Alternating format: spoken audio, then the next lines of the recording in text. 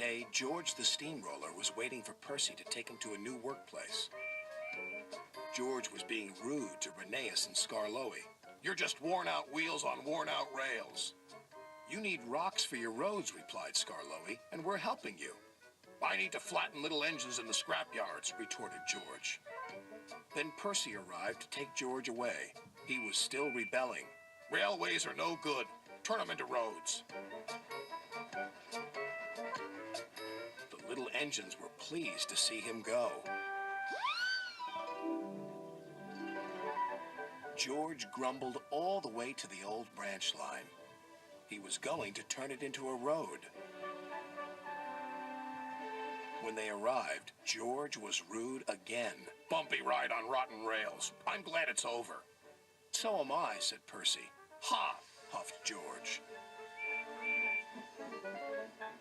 Percy was still fuming when he met Thomas. "What's up, Percy?" "It's George. He makes me feel down." "Just ignore him," puffed Thomas. George was now enjoying himself. "Ripping up rails," he chortled. "What a life!" "What do you think of this, Thomas?" Thomas took no notice. George felt insulted. "You're a useless blue puffball." But Thomas didn't hear. "I'll show him who's boss." At last, the workmen reached the level crossing. "What shall we do here?" "Tear it up, tarmac it," said George.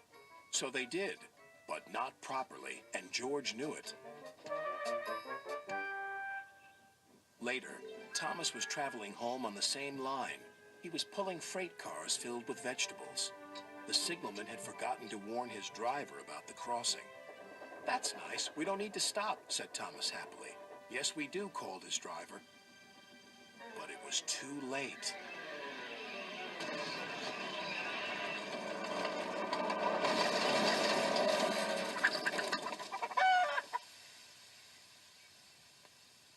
Next day, Percy told Gordon all about George. "Ha!" snorted Gordon. "You're just a small engine. That's why he's rude to you. He wouldn't dare cause me any trouble." George had been taken to some yards to work. Duck arrived with a train of empty freight cars.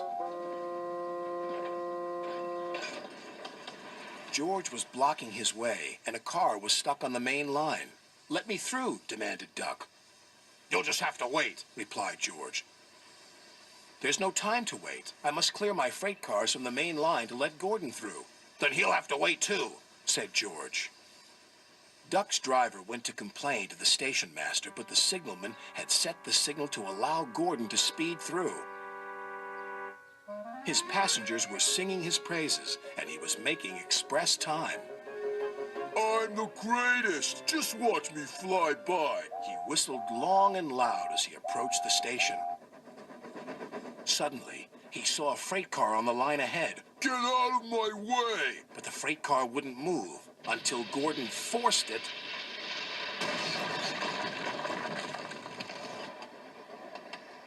by accident. Gordon was worried that Sir Topham Hatt would be cross. He was, but not with Gordon. "Whoever caused this disturbance will have me to answer to." And he did, a few days later. "Look who's here," said Thomas. George had been found out by Sir Topham Hatt and punished. He looked miserable. "Now we'll get some peace at last," said Percy. "I want to get rolling again, but I've got to wait a whole week till I do." "And then you'll be just as rude as ever." "Eh, George?" "I hope not. Don't you?"